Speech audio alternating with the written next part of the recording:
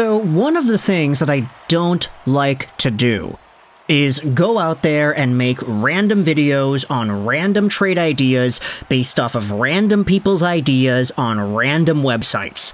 Notice the word random. I use it quite a bit there.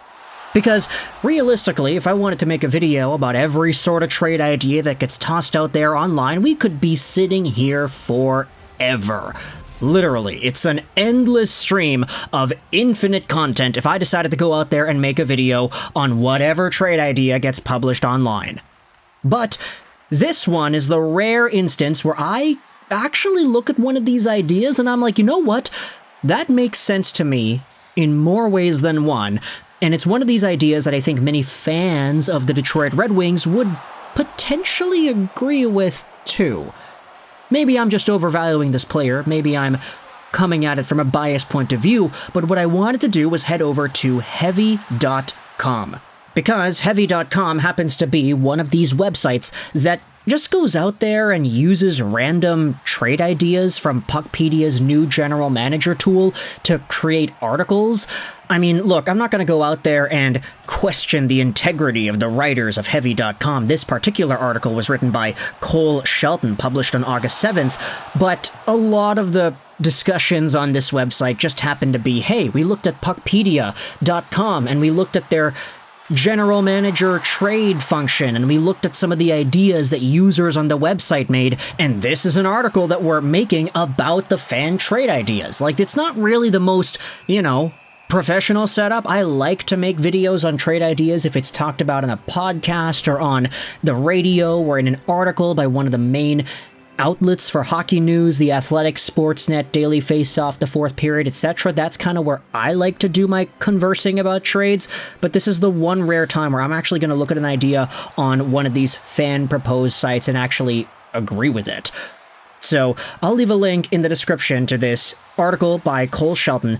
Trade pitch has the Red Wings acquiring a former first overall pick in a blockbuster move.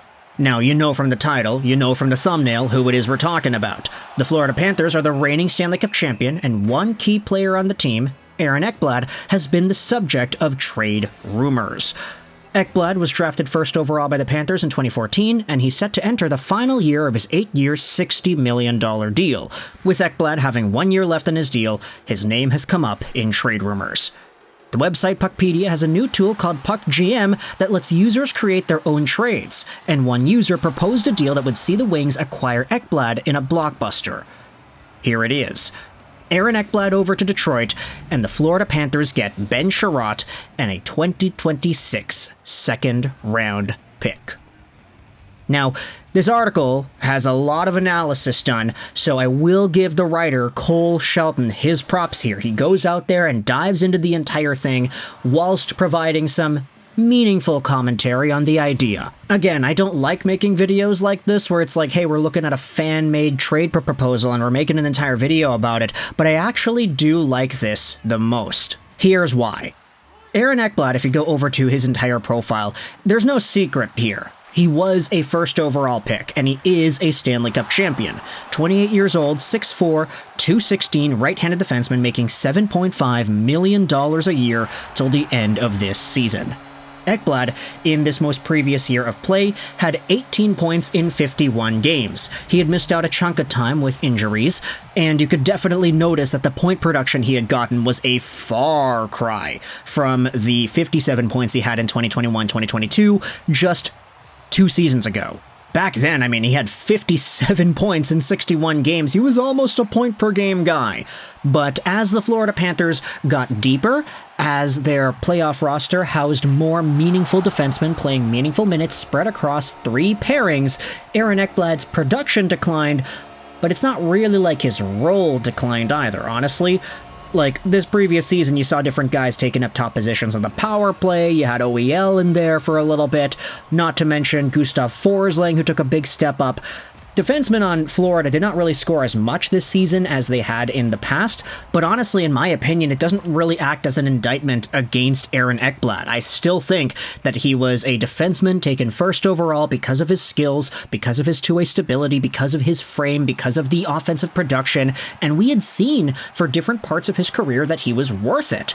maybe not entirely over guys like Sam Reinhart, who was taken second, who also was a Florida Panther, so I guess it doesn't really matter.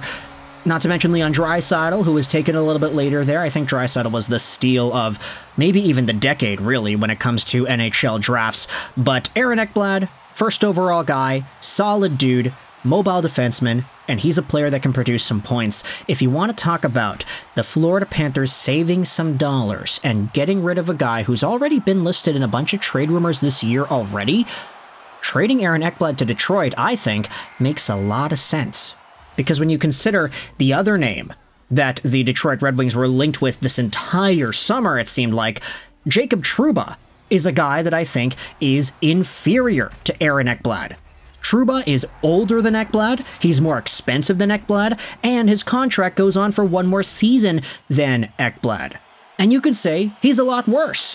Even though Jacob Trouba had more points than Aaron Ekblad this most previous year, reputation will go out there and tell you that Trouba and his position with the Rangers was just so down in the dumps. There's a reason people wanted this guy gone.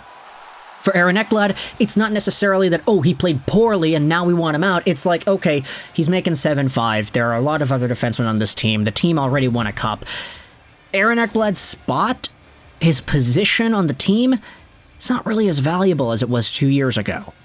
And so for Detroit, if you wanted to say, hey, if we could get a similar profiled guy like Jacob Trouba, who is arguably better, he's cheaper, he's younger, he's only on for 1 year instead of 2, okay, maybe that's a little bit of a problem. Maybe the Wings will need to re-sign him, but hey, he's coming off of an injured year. Sure, he won a Stanley Cup, but his production dipped. You might be able to get Ekblad at a discount if you're able to re-sign him in Motown. Is this an idea that the Wings go out there and explore? And if you trade Ben Sherratt over to the Florida Panthers, this guy makes sense because, hey, he literally was a Florida Panther just a few years ago. They know exactly what his profile is about. He's only making $4.75 million, so it is a downgrade in terms of the monetary amount.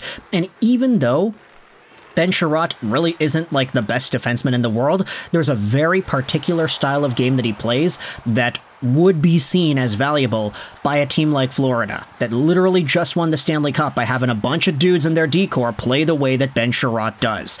He's not going to get a lot of points. He maxed out at 21 points in 69 games played a few years ago with the Habs. When the Canadiens went to the finals, Ben Sherratt had 2 points in 22 games. When the Florida Panthers got him last year, or 2 seasons ago, he only had 1 point in 10 games, but he was still an addition that the Panthers valued. This was a guy who just roughs it up in his own goaltender's crease, right in the slot. He makes his opponent's lives a living hell, and he will injure you if you are too up in his grill for too long.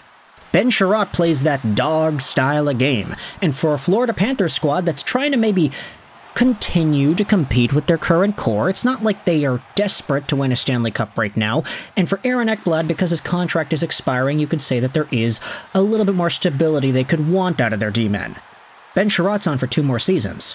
And of course, because Ekblad is the better player than Sherratt, if the Wings add on some extra assets on top of Sherratt for Ekblad, I think that actually makes a ton of sense. So this is the one time I'm going to go out there, maybe multiple times, I don't want to jinx myself. If there ever is any other crazy good trade ideas where both teams get what they want that are published on Puckpedia's Puck GM tool and then made into articles on Heavy.com, then I'm going to go out there and cover it. I try not to do these kinds of videos because, at the end of the day, I could just make infinite content about whatever, but, I want to kind of diversify it a little bit. I don't want to be only known as the trade rumor guy, even though, I kind of already am. I don't know, man. You got to do what you got to do to make a living in this business. Let me know your thoughts in the comment section below. Don't worry, I'm not having an existential crisis about my YouTube career. It's going very well, and we're making a lot of money, so I'm very, very satisfied with how things are going, as long as you let me know your thoughts in the comment section below about this idea. Jacob Trouba was a no-no. And to be fair, a lot of Wings fans said that wouldn't have been a good idea anyway. What are your thoughts on Aaron Ekblad? Let me know your thoughts in the comment section below. I hope you enjoyed this video. And bye.